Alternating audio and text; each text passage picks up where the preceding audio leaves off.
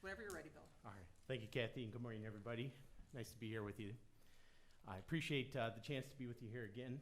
This is my fourth time through. I thank you all for your service to our profession and for the opportunity to get back in front of you today.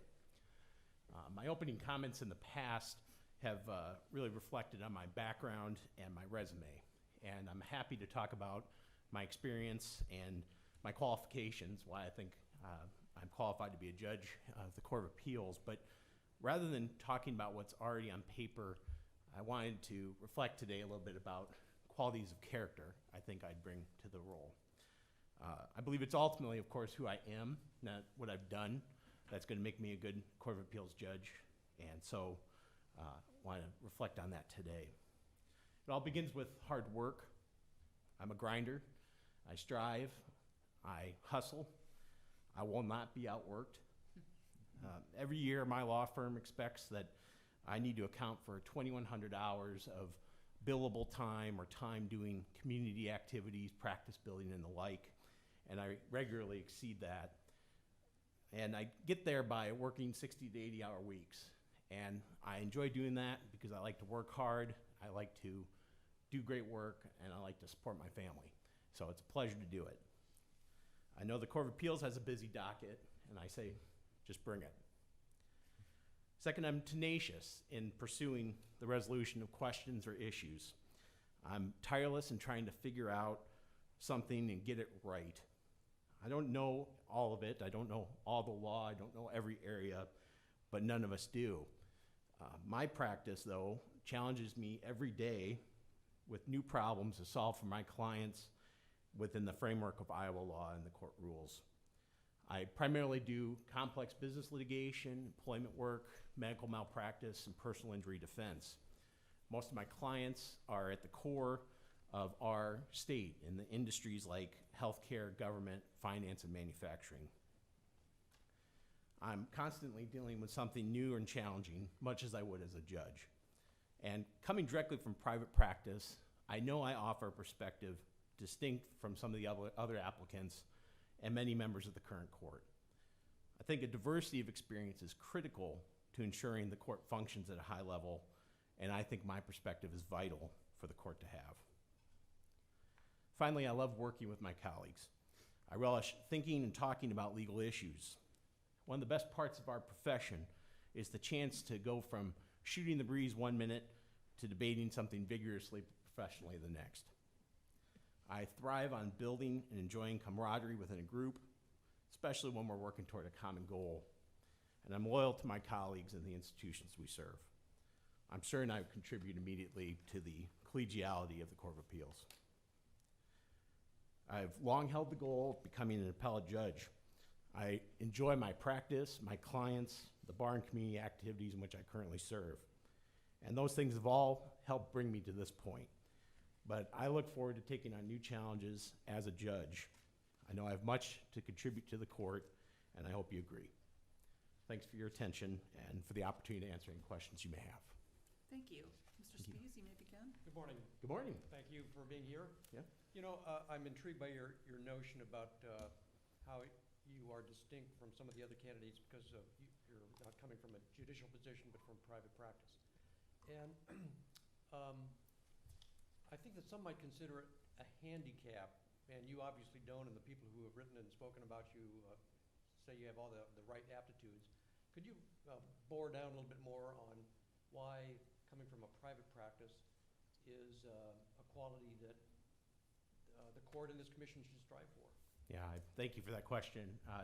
You know, I'm constantly in motion in private practice and constantly juggling.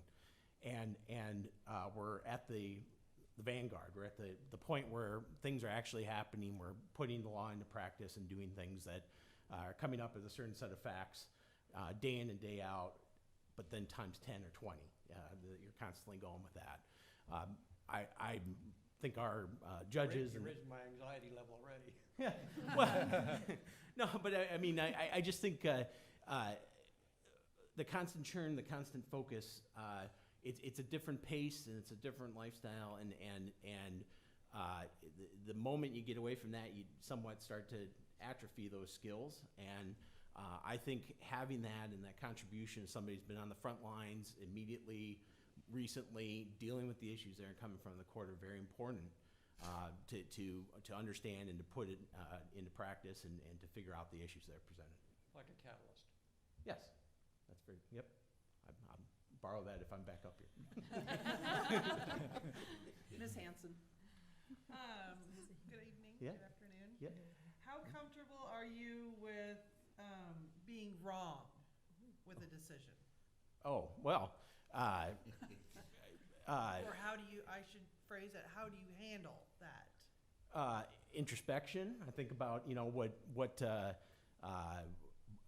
miss? Did I do something incorrectly? Did I miss the issue? You know, I lose. You know, things happen. You know, I can't win them all, and so that happens already. And you maybe take a day to kind of mourn it and think about it, and but you consider where that what might have happened and try to figure it out and improve for the next time. So I can live with it. Thank you. Thank you. Ms. Chase. Thank you.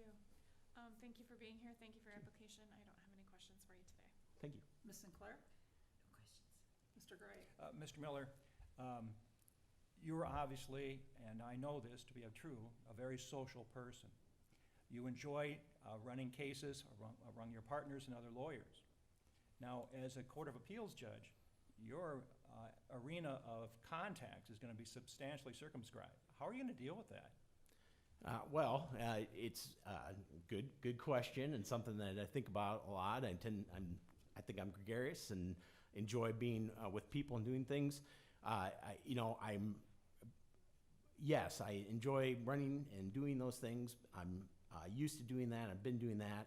But I think in the sort of the quiet times when I'm not in the middle of sort of the battle and doing those things, pulling back, spending time with the case law, with the facts, figuring out the issues, those are the things I probably enjoy the most in the practice. I mean, I could do without the discovery fights. So, you know, I think I will have a new, different set of colleagues and a new, different set of connections. But the work and the type of work I think is going to fit right in and get me back to a point where I remember being when I came out of school and was clerking. Thank you very much for your answer. Thank you. Mr. Hoyting. When you, in private practice, and all private lawyers recognize this, clients make a lot of the decisions, the big decisions. When you move over to the Court of Appeals, you kind of become the chief decision maker of positions you believe are right or you want to take. How do you feel about that? Going to the spot of not just representing other people's perspectives, but making decisions with your perspective. Yeah, sounds like fun. You know, I mean, yeah, absolutely. You're right, Mr. Hoydink. You know, we're ultimately subject to the client making the call. We're responsible for educating them about the different circumstances, but that chance to actually get that education for myself, or working with a clerk or a staff attorney, put it in front of me, and figuring out what to do with it, I think that would be great. And you know, the opportunity to actually make some of those decisions and do that would be very welcome. So, Thank you. Thank you. Ms. Valentine. I don't think I've ever heard anyone say that it's a pleasure to work 60 to 80 hours, so I'm going to question your sanity, but I have no questions for you. Okay, thank you. Mr. Bevel. No questions. Mr. Graber. Let's say you become our next judge. What do you think that you're going to be bringing to the court that they don't have? Do you think that you're just going to be adding to what they have right now, or are you going to be filling a gap? Well, I think I go back to the comment about coming straight out of private practice, some new energy and experience with some of the things that maybe are new and coming in front of the court. That would be definitely part of it. I think that they are a collegial bunch. I think I'd add a good piece of that, but that would just be coming in and joining what I think is already a strong group. And I think maybe energy and perspective is where I'd come from. Thank you. Mr. Parrish. Mr. Miller, thank you so much for your application, and I really enjoyed the opportunity to interview you the other day, and one of the best letters I've ever read for Canada is one written by the Dean of the Law School at Drake on your behalf. I noticed most of your work has been work in the area of the civil arena. Obviously, with the Court of Appeals, you're going to have a lot of cases dealing with criminal defendants, a lot of indigent defendants who've not had the opportunity to have perhaps good counsel, etc. My question for you is what skills have you picked up in the civil arena that you think will translate over to help you in the criminal arena dealing with defendants' cases? And prosecutors, too. Yeah. I think they exist, right? Yeah. Thanks, Al. And enjoyed meeting with you too as well. And so I think the stereotype, you might look at me and go, "You're a big law firm lawyer. You've done all this corporate work. You're working for the guys with the money and all that stuff." And yes, that's true. But I've kept up a steady stream of pro bono work. I've tried to keep kind of my finger in initiatives and efforts to support the law, to support judicial independence and the like. I guess I'm going to bring head and heart to things, and I might not know the law the same way I know my commercial litigation law or the sections that I'm dealing with, but the analysis, the approach, the way I tackle those things, is going to be very similar. Plus, I think I have kept a perspective that that I'm not just solely focused on the defense side of the world or anything like that. So, Thank you. Thank you. Mr. Anderson? Thank you. I have no questions. Ms. Stanger? Thank you. Good morning, Bill. Morning. Good morning, Team Miller. If we allowed audiences to answer like the "how do you handle being wrong" question, I'm sure Lucy, his wife, would have enjoyed that one. Exactly as she tells me. Right, you handle it all very well, right? Bill, what we heard before we came up here today was that the Court of Appeals is really looking for three things: someone who's practical, someone who's collegial, and someone who's hardworking. You must have heard the in brief because you got 2 out of the 3 in your comments. So I'm going to ask you to touch on the third one, and that's the practicality of what the Court of Appeals does. 1,200 opinions. We're not looking for world peace. We need real answers to real problems. Mm-hmm. Would you share with us what you have to offer as far as that third quality of practicality? Yeah. Well, one of the things I can appreciate with a little bit of time and perspective on my practice and where I'm at now, in a couple decades into it, is that I do think I can look at a matter and think about that practical aspect, how it's really affecting people or the circumstances, what are the goals, what needs to be done.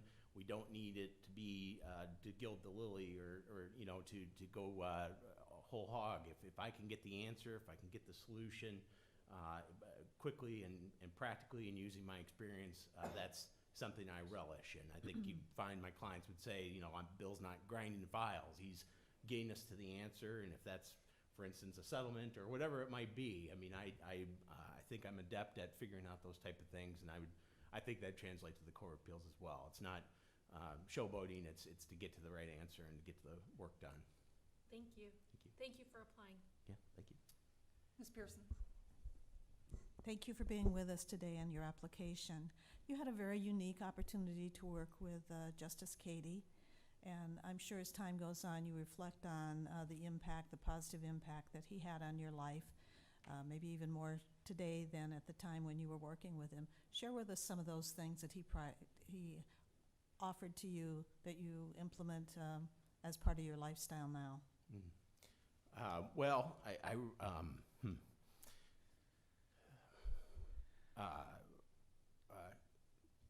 bringing humanity to all things, being thoughtful, being hardworking and dedicated.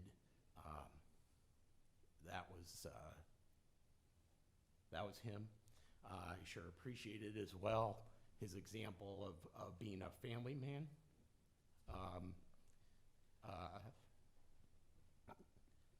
He's doing very important stuff. You never know it. He's humble. So Those are some of the things that I could see it then, I could understand it more now. Thank you very much. Ms. O'Brien? Thank you. In civil litigation, we see an enormous impact of ADR, mediation, alternative dispute resolution. Do you see, well, first, do you think your experience in that, which I'm assuming you're doing as much as everybody else, it is something that could be implemented at the Court of Appeals, either by attitude or procedure or process? And will you miss it when you know, if you get to the point where you're just deciding the cases and not looking for a resolution?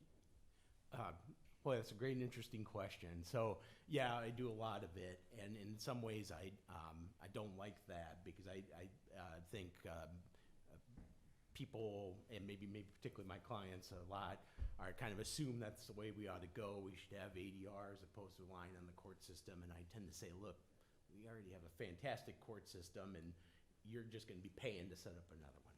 Okay, let's take that out of the You're picture. talking about arbitration. Arbitration or, well, that's true, arbitration specifically. But mediation and other forms of, trying to get towards, resolution, I do think, I'm not exactly sure what the place would be, but I think that's an intriguing question. And I think there might be mechanisms put in place that could, maybe steer folks. I think about the federal courts and the tendency in some to assign judges for purposes of settlement, and maybe there would be ways to steer to say, is there some opportunity here? But getting to a resolution and getting something done that doesn't burden the courts, that might be a wise thing.